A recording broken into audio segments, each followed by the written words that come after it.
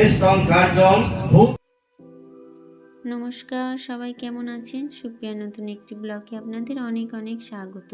আজকে বৃহস্পতিবার, সন্ধ্যে এখন 7:30 বাজে। সবাই জানেন দিওয়ালি আর কালী পুজো একই দিনেই পড়েছে, তো সবাইকে হ্যাপি দিওয়ালি, এক শুভেচ্ছা জানাই কালী পুজোর। সবার পুজো ভালো কাটুক।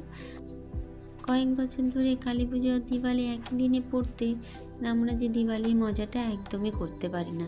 বম ফাটানো বা ফ্রেন্ডদের বাড়িতে যাওয়া, ওদের বাড়িতেও তো সবার পুজো হয় লক্ষ্মী গণেশের। এখানে তো আমরা আসার পরেই আমি জানতে পারি যে দিওয়ালি এইভাবেই সেলিব্রেট করে, সবার ঘরে ঘরে লক্ষ্মী গণেশের পুজো হয়। আমরা তো যখন গ্রামে থাকতাম তখন এই কালী পুজোটাই মেন আমাদের কাছে উৎসব হয়ে উঠতো, দিওয়ালিটা আমরা ঠিক জানতাম না। জামশেদপুরে আসার পরে দিওয়ালি কি আর সেই জিনিসটা আমরা অনুভবও করি আর খুব মজাও লাগে আমাদের। কিন্তু কয়েক বছর ধরে যেহেতু কালী পুজো দিওয়ালি একই দিনে পড়ে, তার জন্য ওই মজাটা একটুখানি কমে যায়। কালী পুজোর ফাস্টিংয়ের জন্য আমরা কালী পুজোয় ব্যস্ত হয়ে পড়ি। সেখানে হচ্ছে গিয়ে থাকা, পুজোর জোগাড় করা, পুজোর পুরো রাত জেগে থাকা, তো ওইটাই আমাদের কালী পুজোর দিনে চলে যায়। আর যদি দিওয়ালিটা তার পরের দিন পড়ে তাহলে কালী পুজোর ফাস্টিং করে দিওয়ালির মজা নিতে বেশ ভালো লাগে।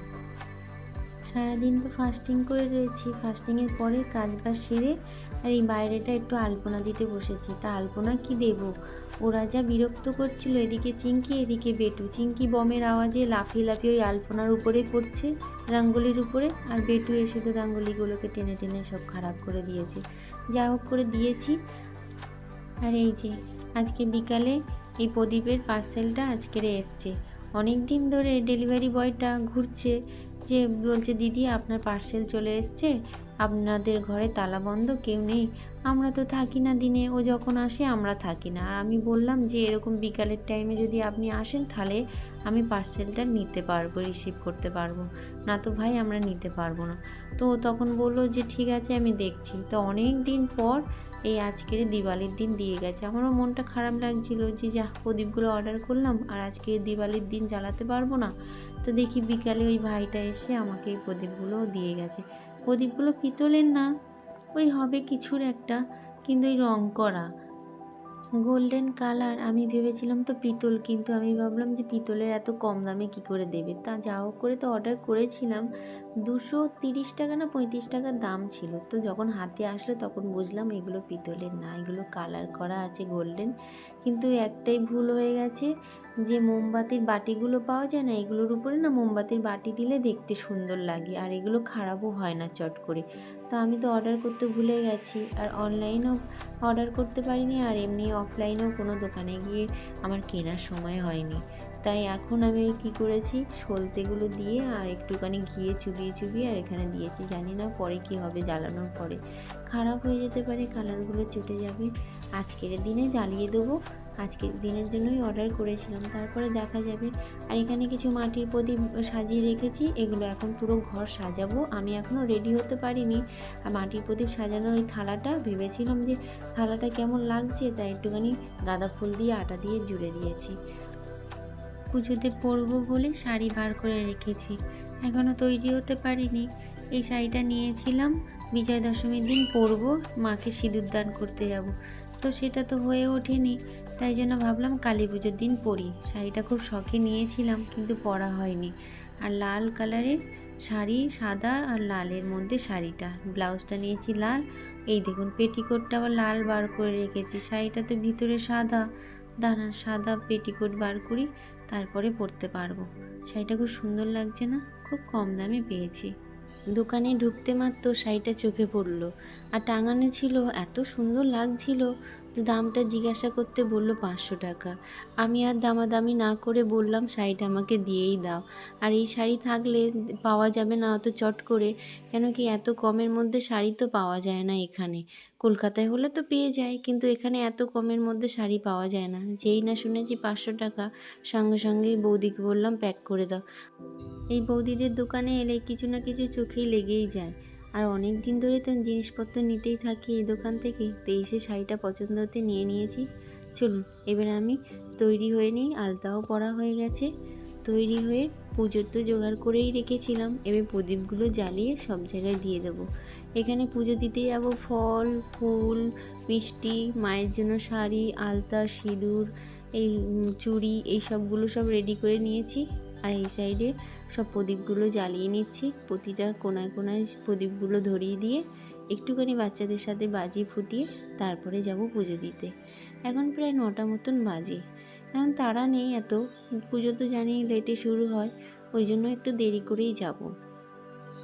তারপর তো সারা রাতের ব্যাপার আছে, ওখানে তো পুজো দিয়ে যখন পুজো শেষ হবে তারপরে বাড়ি ফিরবো। এখন জানি না কখন পুজো শুরু হবে বা কখন পুজো শেষ হবে।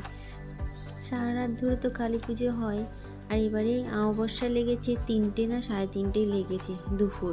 তো এখন তো পুরো সারা রাত রয়েছে, সেই ভোর 5টা না 6টার সময় ছাড়বে, তা পুরো রাতটা রয়েছে। তো পুজো শুরু হতে হতেও লেট হবে অনেকটাই, কেননা ঠাকুরমশাই আসবে, ঘট বোড়াতে যাবে নদীতে, ঘটে জল নিয়ে এসে সেই ঘট বসানো হবে, তারপরে পুজো শুরু হয়। আর ঠাকুরমশাইও একটু লেটেই আসে, জানে তো পুরো রাত পড়েই রয়েছে মায়ের পুজোর জন্য। আর আমরাও ফাস্টিং করে কতক্ষণ অপেক্ষা করি যে অঞ্জলি দিয়ে একটু মুখে জল প্রসাদ দেব। যাই হোক, এখানে আমি রেডি হয়ে গেছি, আমাকে কেমন লাগছে সবাই বলবেন। চলুন তুলসী থানে প্রথমে প্রদীপ দিয়ে আসি, তারপরে প্রতিটা কোণে কোণে প্রদীপগুলো ধরিয়ে দেব। এখানে জুতোগুলো রাখতে বারণ করেছি, সেই সামনে দরজার সামনে রেখে দিয়েছে। আর চারিদিকে বোম ফাটছে, তো চিঙ্কি আর জেমস ভীষণ ভয় পাচ্ছে, আর ওরা বোমের আওয়াজ শুনলেই ভীষণ ভয় পায়, ওই কারণেই ওদেরকে বেঁধে রাখা হয়েছে। ছটপট করছে চারিদিকে ভয়ে, কোথায় যে লুকাবে ওরা ভেবে পাচ্ছে না। চলুন এসে পড়েছি সাহারার গেটে।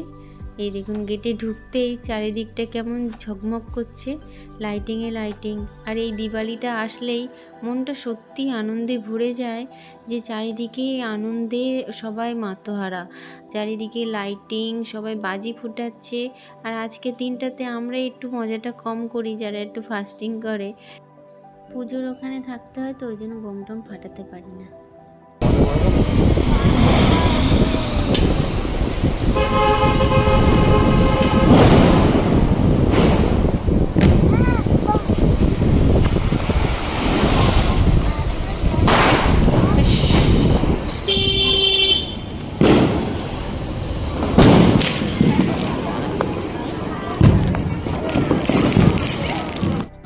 চলে এসেছি মন্দিরের সামনে, এটা সাহারার মন্দির। সামনে রয়েছে হনুমানজির মন্দির, তার পাশে রয়েছে ভোলেনাথের মন্দির। ওখানে আরও অনেক ঠাকুর আছে, যেমন রাম, লক্ষ্মণ, সীতা, তারপর মাতা রানী, আরও ভগবান রয়েছে ওখানে। আর এখানটায় হয় দুর্গা ঠাকুর পুজো। দুর্গা ঠাকুরের প্যান্ডেল ওঠে এই জায়গাটায়, আর এখানেই কালী ঠাকুরের প্যান্ডেল হয়। মা কালীর তো মুখ এখনও পর্যন্ত ঢাকা, পুজো এখনও শুরু হয়নি, ঠাকুরমশাইও আসেনি। প্রায় এখন 9:30 মতন বাজে, আর এখানেই 108টা প্রদীপ। তো আমি আসতে দিদি বলল যে প্রদীপগুলো সাজিয়ে ফেলো। এই হচ্ছে গাঙ্গুলি দি, আমরা দিদি বলি, ম্যাডামও বলে অনেকে। তো যাই হোক, দিদি এসে সন্ধ্যা থেকেই জোগাড়জান্তি করছে, তা আমরা এসে 108টা প্রদীপ সাজিয়ে ফেলি। তো বন্ধুটাকে ডাকলাম যে আসো, দুজনে মিলেই সাজিয়ে নিই। আর কাউকে দেখছি না, সাজাতে তো বেশ টাইম লাগবে। তারপর ঠাকুরমশাই আসবে, ঠাকুরমশাই আসার পরে ঘট নিয়ে নদীতে যাবে, নদী থেকে জল নিয়ে আসার পরে সেই ঘট বসবে, তারপরে পুজো শুরু হবে। এখন অনেক টাইম আছে, এখন তো 9টা পৌনে 10টা মতন বাজতে যায়। যাই হোক, এখন পুজো শুরু হতে হতে অনেকটাই টাইম লাগবে। আগের বছরও শুরু হয়েছিল ওই 11টা 11:30 নাগাদ, এবছর মনে হচ্ছে ওরকমই টাইম লাগবে, 11টা তো লাগবেই। সবাই মিলে একসাথে হলে গল্প করতে করতে তাড়াতাড়ি কাজ হয়ে যায়। পুজোর কাজ শেষ হয়ে গেছে, এবার ঠাকুরমশাই এসে ঘট বসিয়ে দিয়েছে, পুজোও শুরু হয়ে গেছে। পুজো শেষ হতে হতে 3টে বাজবে, এখন তো 11টা মতন বাজে। প্রণাম করছি ত্রিনেত্রাৎ ঈশ্বর্ঘ ওম নমঃ ধনং তত বন্যিনাম নিষ্টং কার্যং ভূত শুদ্ধি সমাপয়েৎ মাতৃকায়া সর্বসঙ্গম পূর্যতন্ত্র মাতৃকা মাতৃকা মাতৃ জয় বাহিচ্ছু মাতৃকা নেশর। এটার ঘট তো বসানো হয়ে গেছে, ঘট বসানোর পরে এবারে মায়ের মুখটা খোলা হচ্ছে। এবার অনেকক্ষণ অপেক্ষার পরে মায়ের মুখটা দেখতে পারবো। অনেকক্ষণ এসছি, যে ভাবছিলাম পুজো কখন শুরু হবে বা মায়ের মুখটা কখন খুলবে। অনেক অপেক্ষার পরে মায়ের মুখ খোলা হচ্ছে। কি সুন্দর লাগছে দেখুন, মায়ের মুখটা অপূর্ব লাগছে। একদম ব্লু কালার দিয়ে একদম মায়ের মুখটা বানিয়েছে। জিভটা পিঙ্ক কালার করে দিয়েছে, লাল করলে ভালো হতো। নাকি ঠাকুরটা খুব তাড়াতাড়ি বানিয়ে দিয়েছে। অর্ডার তো করেছিল, যখন দিদিরা আজকে নিতে গেছিলো ঠাকুর তখনও পর্যন্ত নাকি কালার ভালো করে হয়ে ওঠেনি। এত অর্ডার থাকে কালীর ঠাকুরের মূর্তি, তো ওরা আর রেডি করে উঠতে পারেনি। সন্ধ্যাবেলা ঠাকুরটা দিয়ে গেছে। এবারে হবে ফল বলি, তাই সব কিছুই রেডি করছে। তারপরে হোম শুরু হবে, তারপরে গিয়ে অঞ্জলি দেওয়া, তারপরে পুজো শেষ। এখনও দেরি আছে, অনেকটাই বাকি, এখন ওই 2টো মতন বাজে। তো এখানে ফল বলি দেওয়ার পরে তারপরে হোমে বসা হবে এখানে। এই যে সব কিছু রেডি হয়ে গেছে। এবার প্রথমে ফার্স্ট বলি হচ্ছে কি চাল কুমড়ো, এই সবে শুরু হচ্ছে বলি। এই 5টা ফলের বলি হবে, ফল না সবজি ফল মিলিয়েই বলি হচ্ছে। চলুন, এখানে বলিগুলো হয়ে গেলে তারপরে আমরা 108টা প্রদীপ সবাই মিলে জ্বালাবো। প্রথম বলি হলো চাল কুমড়ো বলি হয়ে যাওয়ার পরে আর রয়েছে আখ, তারপরে শসা, আরও কি রয়েছে অতটা খেয়াল নেই। এখানে আখ বলি হলো, বাস আর কয়েকটা বলি বাকি আছে। হয়ে যাওয়ার পরে তো হোম শুরু হবে। আর চলুন কয়েকটা প্রদীপ ধরিয়ে দিই। এখানে ওই বলি শুরু হতে হতে সবাই এক এক করে প্রদীপ ধরিয়ে গেছে। এবার আমার এসছে পালা, আমি কয়েকটা ধরিয়ে দিই। মায়ের নাম করে জয় মা কালী জয়, প্রদীপ ধরিয়ে দিই। এই কালী পুজোর সময়টাই আমি এই 108টা প্রদীপের মধ্যে কয়েকটা প্রদীপ ধরাতে পারি, না তো বাকি দুর্গা পুজোর সময় অনেকবার চেষ্টা করেছি যে প্রদীপ ধরানো, তখন তো অনেকেই থাকে, সবাই চায় একবার করে মায়ের প্রদীপ একটা করে ধরাতে, তো সেটা আর হয়ে ওঠে না। কালী পুজোর সময় সেই সুযোগটা পাই মায়ের প্রদীপগুলো ধরানো। তো যারা ফাস্টিং করে থাকি তারাই সবাই ধরায় প্রদীপগুলো। এছাড়া তো সবাই দিওয়ালি ব্যস্ত থাকে, তো অত কেউ আসতে পারে না এই কালী পুজোতে। যাই হোক, এখানে হোম শুরু হয়ে গেছে, এখন হোমে সবাই বসেছি আমরা। তারপরে হবে আরতি। চলুন হোমে আমরা সবাই উদয়াত ওম ক্রিং শ্রীমন মহাকাল ভৈরব সহিত শ্রীমা দক্ষিণা কালিকায় স্বাহা। ওম ক্রিং কালিকায় বিদ্মহি শ্মশানবাসিনী ধীমহি তন্ন ঘোরে প্রচোদয়াৎ। ওম শ্রীমা দক্ষিণা কালিকায় মন মহাকাল ভৈরব সহিত শ্রীমা দক্ষিণা কালিকায় ভো স্বাহা। ओम क्रीं अम्बे काली जय दुर्गे खप्पर वाली, तेरे ही गुने गाए भारती। ओ मैया हम सब उतारे तेरी आरती। माता तेरे भक्त जनों पर भीड़ पड़ी है भारी, भीड़ पड़ी है भारी। काली माता की, ओ श्री काली माता की। চলুন আরতি হয়ে গেছে, মাথায় একটু আরতি নিয়ে নিই। বাচ্চা স্বামীর জন্য একটুখানি আরতি নিয়ে নিলাম। ওদের সকালে গিয়ে মাথায় ঠেকিয়ে দেবো, আর ঠাকুরের কাছে একটুখানি প্রার্থনা, ওদেরকে ভালো রেখো, সুস্থ রেখো, ওদের মনস্কামনা পূর্ণ করো, এটাই আশীর্বাদ করো মা কালী মাগো। আর চলুন এখন বাজে 3টে, আর আজকে বাড়িতে যাব না, 3টের সময় আর হাজব্যান্ডকে ডাকবো না। দিদি এই যে গাঙ্গুলি দিয়ে আছে, উনি বললেন ওদের বাড়িতে আজকে থেকে যেতে, সকালে উঠে আবার বাড়িতে যাব। আর পুজোর পরে কেমন লাগছে দেখুন, সারাদিন খাওয়া দাওয়া নেই তো চোখ মুখ ঢুকে গেছে। চলুন তাহলে ভিডিওটা এখানেই শেষ করছি। সবাই ভালো থাকবেন, সুস্থ থাকবেন, নিজেদের খেয়াল রাখবেন। ভিডিওটা ভালো লাগলে অবশ্যই একটা লাইক করবেন।